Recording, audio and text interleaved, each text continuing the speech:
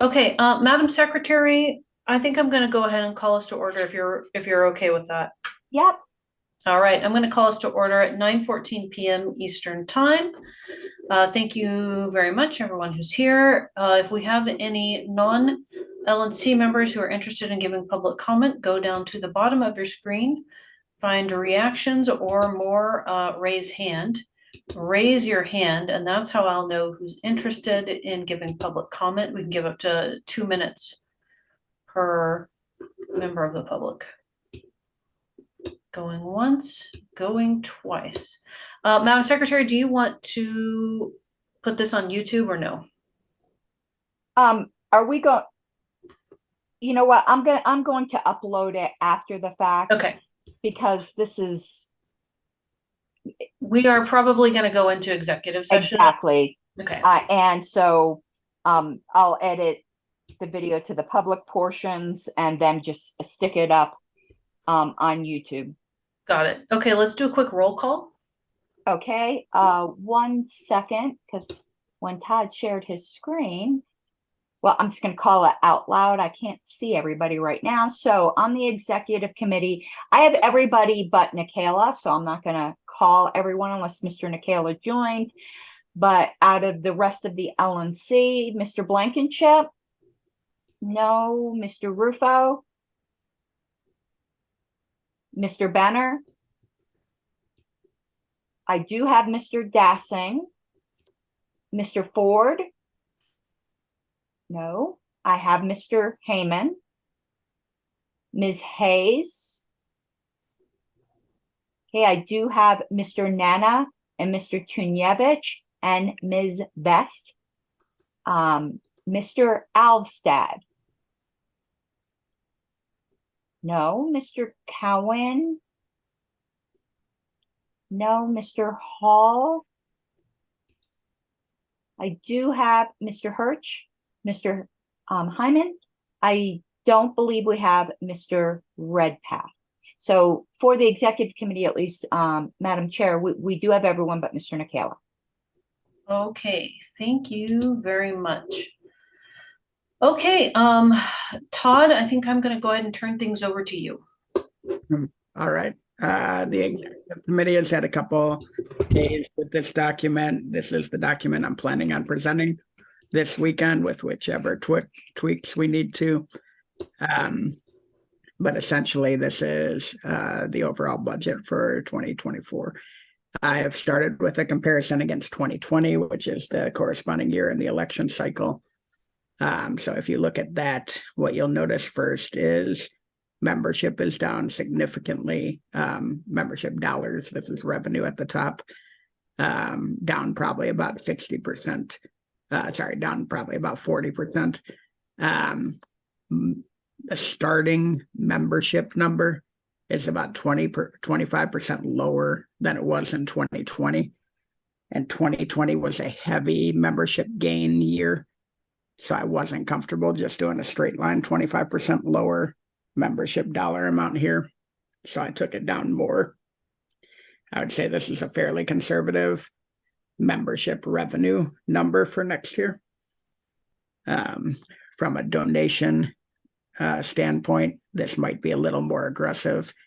I have put in 729,000, which is basically flat over 2020. Aristotle, wealth screening, potentially a new CRM, and ballot access drives are the main reason that this will be higher than 2023. Convention is up significantly over 2020, but should be noted that it's actually down 5% versus 2022.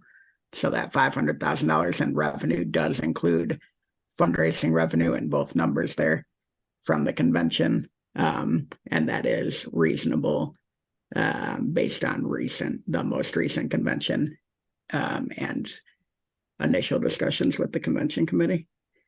And if that's changed at all, the convention committee can let me know and we can adjust. That brings us to a revenue of $1.98 million versus $2.329 million in 2020. So a net negative of 349 drop from 2020. Fundraising expense is down significantly versus 2020. It is a 131% increase, though, over what we spent in, that should actually say 2023 numbers. So the point here is we used to spend a lot more money fundraising. We'll talk about this as we get into the numbers, but we didn't spend a lot of money fundraising this year.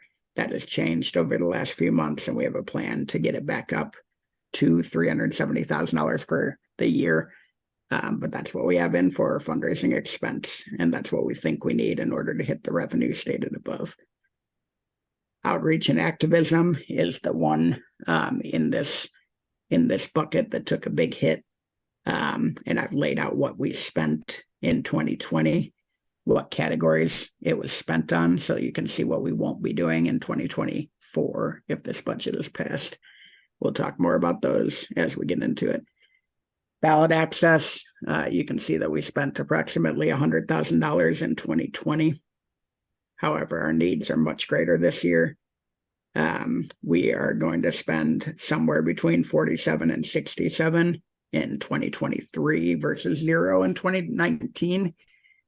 And we are going to need to spend somewhere around 200,000 versus 100,000 just to get us to 47 states plus DC. So we can talk through more of that potentially in executive session, but the point here is the ballot access need is significantly higher than it was in 2020. We've put in 200,000. There are going to be some tough decisions that have to be made, or there's going to need to be some extreme either internal fundraising that moves our revenue number up, or external fundraising to help these states that aren't going to make the cut. Convention, I got these numbers from the convention committee unless they've changed. So we believe that it will cost a little over $300,000 to do this convention, which tracks from an inflation standpoint versus 2020. However, I was a little concerned. It was similar to 2022, I should say. So being in DC, I just want to make sure that we keep updating these numbers as we get more information. Salary, 617 seems high. Oh, sorry, that's salary and all related expenses. Okay, it's 617,000. This is not an apples to apples comparison because there were different contractors in place then versus now. There's certain ones now and there are different ones then. But essentially what you need to know on salary is all of Angela and Hannah's plans are in place here and covered by this number. And we can talk about that in executive session. Admin is not much to talk about there. Professional services includes outsourcing, HR, and accounting. So that is both represented here, and then depreciation is what that is. So that gets us down to 1.98 million in expenses, which is a balanced budget. Let's move my bar here. Okay. So overall, highlights are revenue includes the recent improvements, but does not include future improvements. So we'll talk about that. But I wouldn't say this is an overly aggressive budget at this point. Revenue is heavily dependent on the convention. If that were to come in at 300,000, we're obviously a $200,000 shortfall. Ballot access disadvantage from day one. No clear path to 50 states. Budget proposal shows 47 states plus DC. Additional CRM investment, which I know everybody wants to talk about. I have laid that in July July for right now. So if we started earlier, something else needs to be cut. Cash position becomes very tight March through May. Very, very tight. To the point where if we move anything forward in the year, there will likely need to be a loan taken, which, as you know, happened last time. And And so we are going to manage this month by month, which is what we always said we were going to do. And I've got that broken out that we can look at today. Huge decrease in outreach and activism budget so that we can focus more time and money on ballot access. We're going to go through each of these individually. So if you have questions, just kind of jot them down and we'll probably touch on them here in a second. Second page goes into each of the main discussion points. I've talked a lot about this, so I'm not going to touch too much, but revenue is basically non-convention revenue is a 33% increase over, 2023. I was doing this at about 2 a.m, $123,000 a month, which is less than what we've been doing the last 3 months, but more than what we were doing the first 9 months. Fundraising expense is up 131% over 2023, which is why I think that this 123 a month is easily doable. If we can spend the money, we will then make the money. If we spend the targeted expenses, we'll beat revenue. Convention again is higher than 2020, but lower than 2022. Fundraising expense includes membership cards, includes fundraising contractor, and our current fundraising employee, include wealth screening software, and includes mailers. Program budgets, $200,000 for ballot access petitioning, front-loaded for the first 7 months of the year. $56,000 for outreach and activism, layered throughout the year. $12,000 for membership communications, layered throughout the year. $25,000 for campaign candidate support, backloaded for the back half of the year, which again means can't spend that 25 in the front half of the year, or we have to deduct from something else that's going on in the front half of the year. Salary and related expenses, all current salaries accounted for, multiple new positions created, contractors converted, or jobs built into the budget. Expanded built into the budget. Outsourced HR service is in that bucket. So sorry, I misspoke earlier. It's actually in the payroll services bucket, which is in salary and related expenses. Money set aside for executive director flexibility moving forward, which we can talk about during executive session. Admin expense includes additional CRM option beginning in July. Conversion to new CRM system is included in the quote. So staff will potentially not be responsible for this work. Does not include any expenses needed in order to rent the building. So if we do decide to move forward on anything on that front and have to replace a roof or do something, blah, blah, blah, none of that stuff is in here. No other major changes in this category. Professional services expenses, $65,000 for legal for the year, $78,000 for accounting, AP, AR, FEC inputs, and monthly financial package work, $30,000 for a third-party FEC filing contractor who's been doing it for years, $19,500 to maintain Civi at a working level. Couple of Q&As that I just anticipated that I figured I would go through quick, and then we can jump into any other Q&As that aren't in there. Is this a conservative budget, aggressive, or just right? Hard to tell. Based on our previous 12 months, it's extremely aggressive. Based on our previous 3 months, I'd say it's between just right and conservative. So if we think we're going to keep spending money like we have over the last 3 months and keep driving fundraising, I think that this is the right budget to have. What do we have to do in order to hit the revenue number? The original 23 budget had $320,000 set aside for fundraising expense. We are projected to spend less than 50% of that. As we all know, we've talked about extensively for a long period of this year. We were hesitant to spend fundraising expenses, and that hurt our fundraising. We have now reversed that trend, and our fundraising has gone back up. So what do we have to do in order to hit that revenue number? We have to spend $370,000. We need to do it efficiently and productively. Can't we just dip into our cash reserves and spend more? In this budget, we already do. The month-to-month budget format that we'll show will fall below our target cash reserve in March and just barely make it if we make it to convention without needing some form of equity injection. So essentially what I'm saying is we're spending more than we're taking in for the first 5 months, and then we get it back through convention. So we're already dipping into the cash reserves with the way the month-to-month budget is laid out. But we think we can get through it the way it's laid out right now. Is our convention estimate too aggressive? Definitely more aggressive than what they saw in 2020, but a little bit below 2022. Anticipating a spirited convention, which drove a lot of money last time. So we will see, but we're hoping to replicate what we saw in 2022. Why do we need to spend so much on ballot access versus 2020?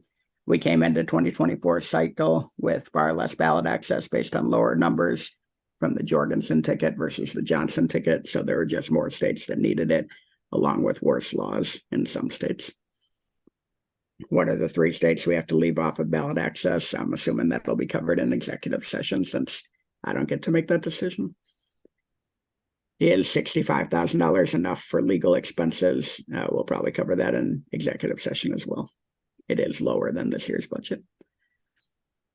The outreach activism budget is down 492 versus 2020. What aren't we spending?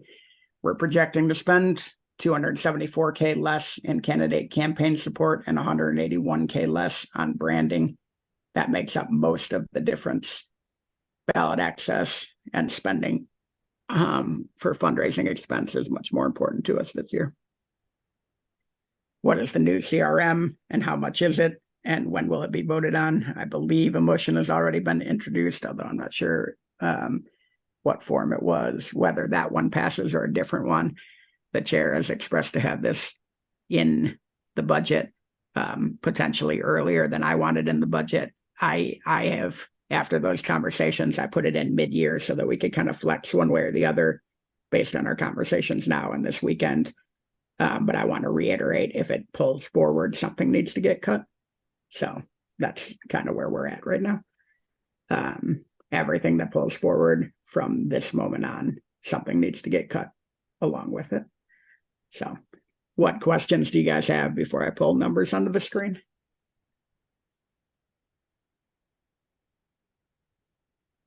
Are you calling on people, Madam Chair? Or? Oh, sure, I could do that instead of Todd. Madam Secretary, go right ahead, and then we'll hear from Mr. Malagon.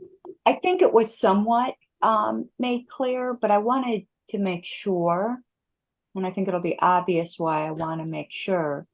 So with the ballot access issue, I'm gonna ask you somewhat of a leading question. But listen, tell me how you see it. The Reno convention was so horrible that we lost a bunch of states, and that's why we don't have 50 state ballot access. Is that an accurate statement? No. The Jorgensen vote total was so low that we came out with several states less ballot access than we had coming out of 2016. That's the so without, I like Joe, but this is basically an artifact of 2020. Yeah. And okay. Yeah, we just know the rumor, and I wanted to dispel the rumor. So it was a leading question because on the ballot access committee, I knew the answer to that. The one thing I can say that is in the favor of some folks who might be asking that is they did spend plenty in 2022 to try to mitigate some of that. But we still came into 2023, 2024 with a giant gap versus what was in place 2015, 2016. And just one, and some of that is laws too, that nobody can control. Yeah. Correct. Thank you. There are multiple examples of that.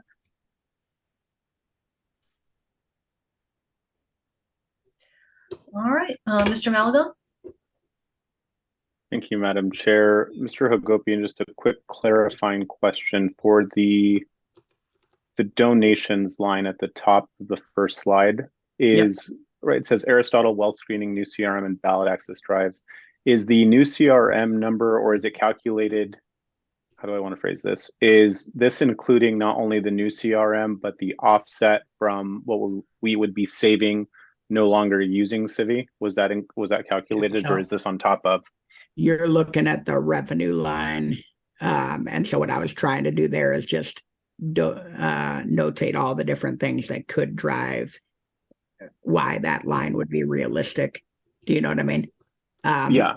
From an expense standpoint, the CRM would have been coming out of admin, and some of the civvy savings would have come out of professional services down below, and a little bit out of potentially salary. So there are multiple lines that potentially could be affected downward as the CRM gets pushed upward, but that's all in the expense line. From the donation standpoint, it was more like this is just another tool in our tool belt that we'll have to make that donation line realistic. Okay, perfect. That answers my question. And then I do have some comments concerning convention, but I'll probably save those for executive session. I think it would be more appropriate there. Okay. Mr. Redpath? Todd, I'm going to say that I'm going to double check your comments regarding things were so much worse. I'll tell you that, let me just get to the bottom line on 2020. It was COVID-19. That number is so low due to reduced petitioning requirements due to COVID-19. Here in Illinois specifically, we sued, and the U.S. District Court judge's ruling put the Libertarian Party presidential ticket on the ballot in Illinois with 0 signatures in 2020 because of the shelter-in-place order and the fact that we were on in 2016 here.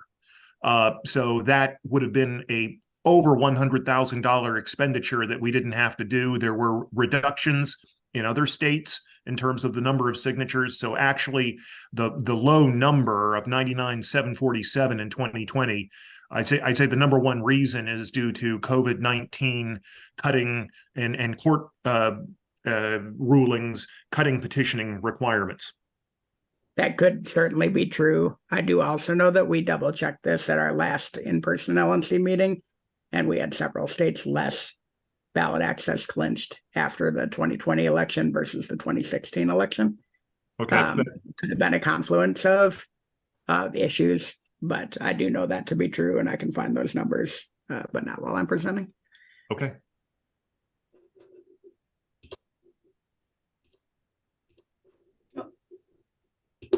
Sorry, my mouse froze.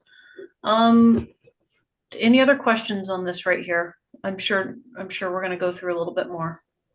But one other comment, and that is that 2020 convention revenue was also so low because of COVID. Yeah. You know, online conventions don't raise money, and there were people who requested, you know, refunds because they couldn't go to Orlando or whatever reason. So that's such an anomalous year that it's hard to compare a lot of stuff. Yeah, that is fair, and I should have gone back to 2016. I did not. Yes, that is fair. And I do have the numbers here. Let me see here.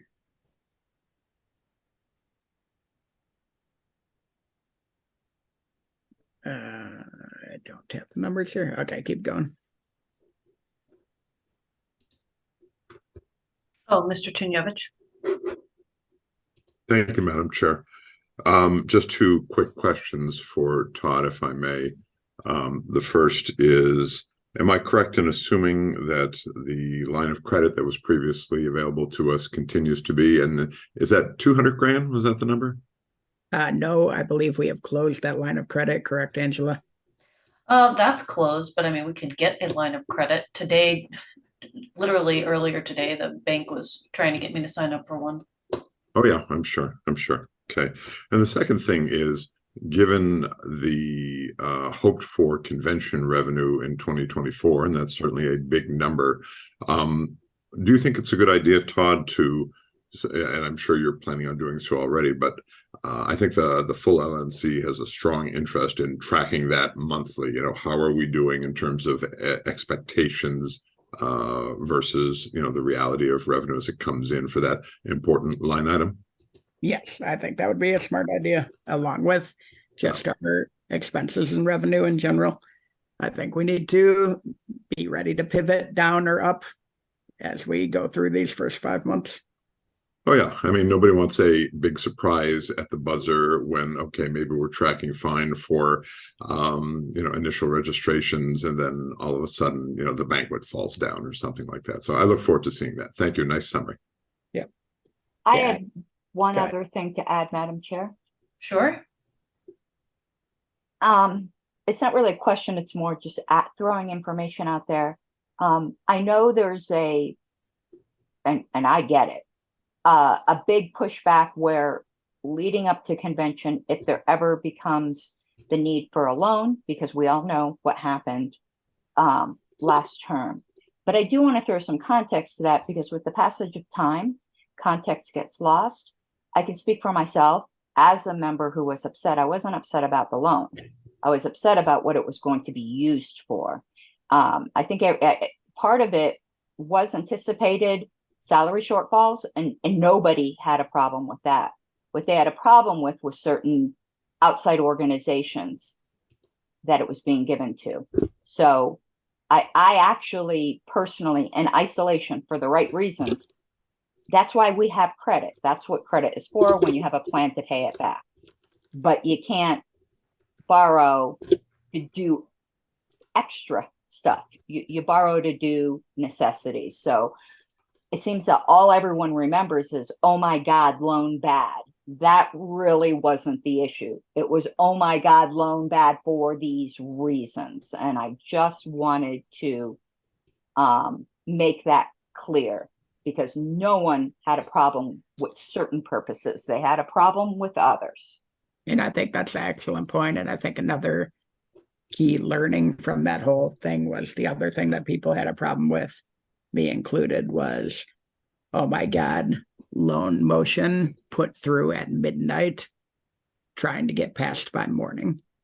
So if we are going to do a loan, we should be talking about it in December, making decisions and putting one in place months before we need it, so that we're not, and then we should all be talking about what it can and can't be used for.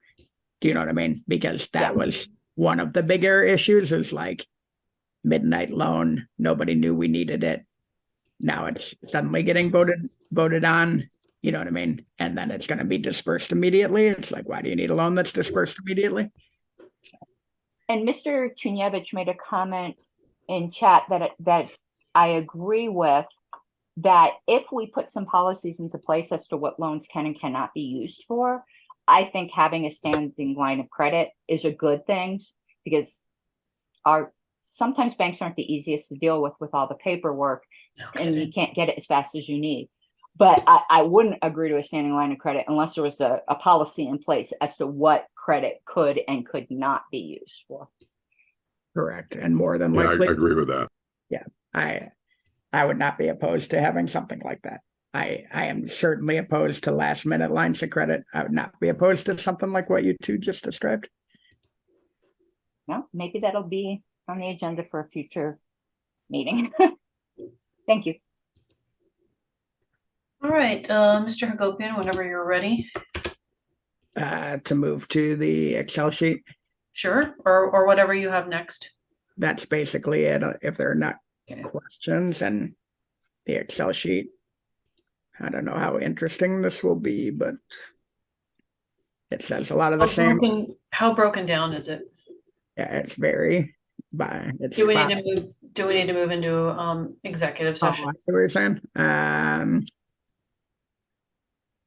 There will be no names or anything like that. Okay. So yeah, it's not that broken down. Okay. Sounds good. This is everything you would see when I publish the month-to-month budget. So should be public.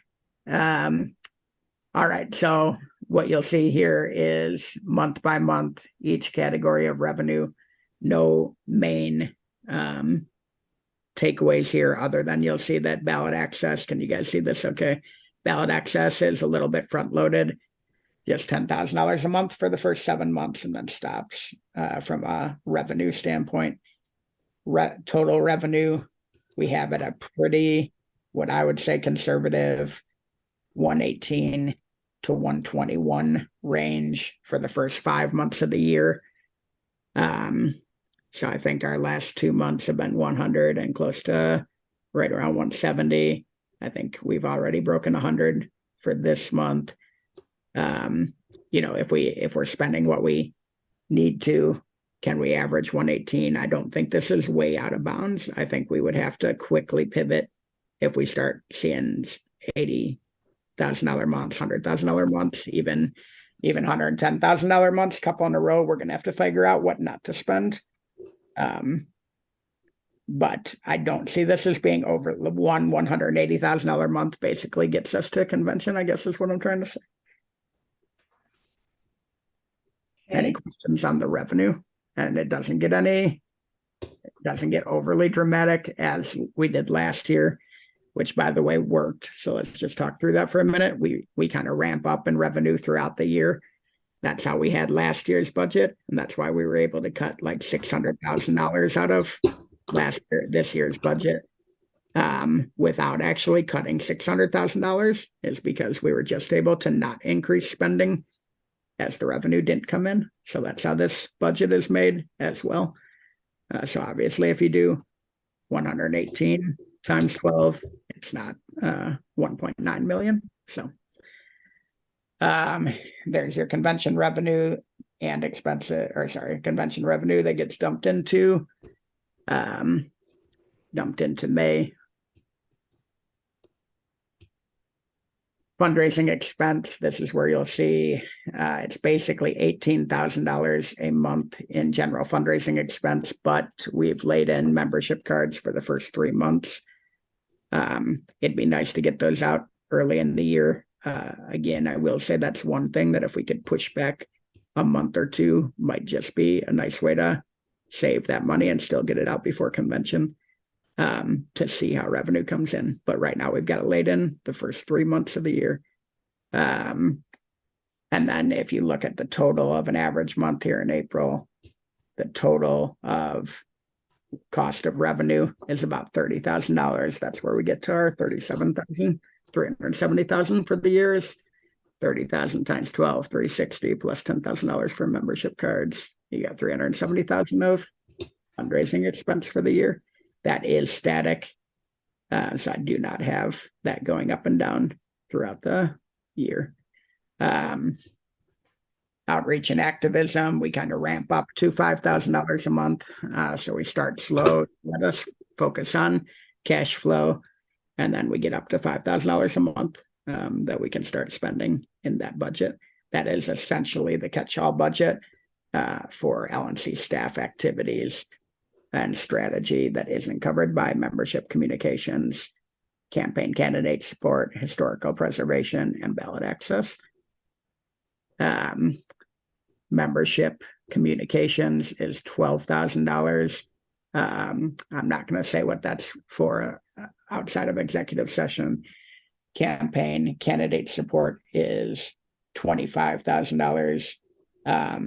That is all laced very deep into the budget, as you can see at the very end. That way, if money is not coming through, we can cut it.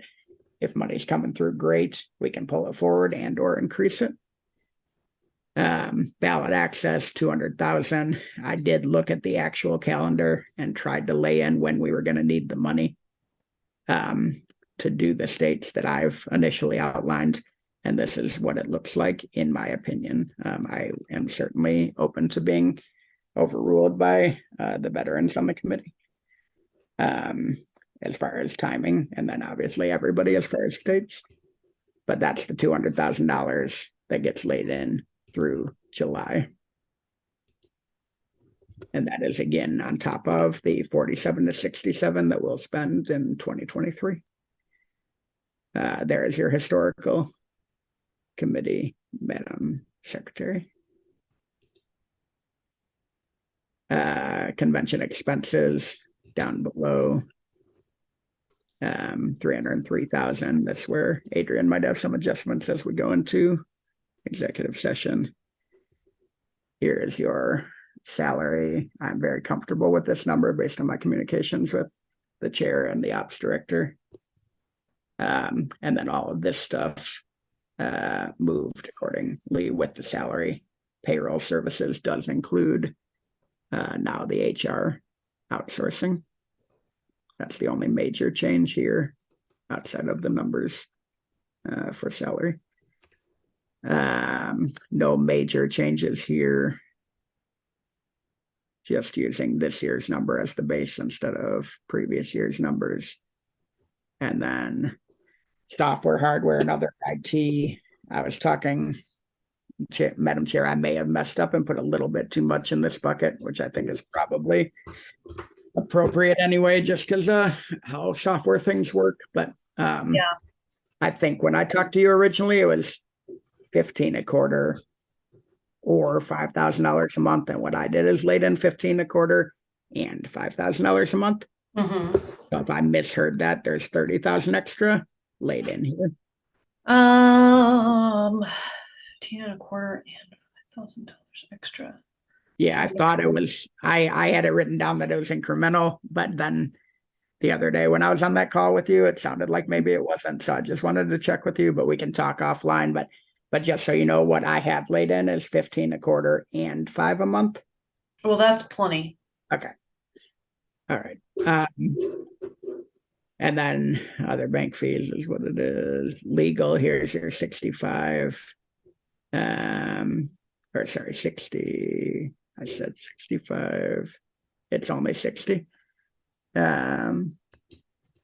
Accounting, 78. FEC, 30. I don't know that she's giving us a price increase. I just put it in there as a little bit of buffer. Computer services is still just what we would need to maintain Civi. And that's about it there. So there's no like huge revelations outside of what I already went through. It's just, this is the month by month, but this is one thing that you will see. So I'm expecting us to have about $140,000 in cash reserve going into the year. Maybe a little more, we'll see. And the first 4 months of the year are going to be negative cash flow. So with this budget as it stands now, we'll lose 20, lose 20, lose 50, lose 25. You know what I mean? And then boom, the convention comes and we're back up flush. So that's what I'm saying, is that if we pull anything forward into the first 5 months of the year, these numbers quickly become negative. So with this, you can almost get to convention without any cash injection. With any movement, you need cash injection. Does that make sense for folks? Like, cash flow is extraordinarily important. It's much more important than annual revenue, annual expenses. So yeah, absolutely. And we've done a very good job managing cash flow this year despite revenue shortfalls. And that's what we're going to have to continue to do, whether we have revenue shortfalls or good revenue with high expenses. So okay, so at a certain point, I'm going to have some comments for executive session. But if anybody has more questions. Oh, Mr. Tunyevich, yes. Thank you, Madam Chair. Todd, I don't know if you've considered looking at this or not, but compared to the previous cycle, I think that convention revenue per attendee would be a nice thing to take a look at if you haven't done so already. Yeah, that's interesting. Until Madam Secretary had mentioned it, I would not have even thought that the attendee count would have been different. So I don't know what the attendee count is in 2020, but if we have record of that, Madam Secretary, I'd be happy to review. Sure. Yeah, I'm sure we do. I'm sure we do. That's one of several kind of convention-related metrics, but I can send you a few ideas offline. I know the chair has stuff she wants to go to an executive session, so I'll shut up. And don't be so sure we do. I'm actually fairly certain we do not. well, I can dig through the financials and find out. And it won't be precise, but it'll be pretty close. We'll get very granular on the convention, especially as we get closer. Mr. Malagon? Thank you, Madam Chair. I do believe we have, so I guess there's two different things here that we're looking at. Are we looking at convention attendance or for business, or are we looking at people who purchase packages? I suspect the latter. All I do of the believe that. above. Okay, so I can't speak for business, but I do think that we have, I should at least have, I believe, based off information that was given to me by either Mr. Bowen or Mr. Troxel, I should have some information or idea about the package counts and stuff like that for 2022 and 2020, I believe. But I'd have to dig and look at those. Those didn't seem right to me. Okay. Sounds good. All right. Any other questions before we jump into executive session? I'm going to answer, for anybody who's not joining us in executive session, I'm going to answer comments on, I'm going to talk about salary, projections, contracts, that sort of thing. That's what we're getting into. Right. Okay. Well, if there's no questions, I move that we go into executive session to discuss salaries and contract amounts for the 2024 budget. Second. All I'll right. second. Moved and seconded. I would also say to add to the reasons, Madam Chair, because we'll probably get into that, is Mr. Hagopian wanted to discuss the legal budget, which would also Sure. then be pending or potential litigation. That's fine with me, and to also discuss the legal budget and how it could impact legal strategy. All right, any objections? Going once, going twice. Okay, hearing none, we're going to go into executive session with the executive committee, and the Libertarian National Committee is welcome to join us.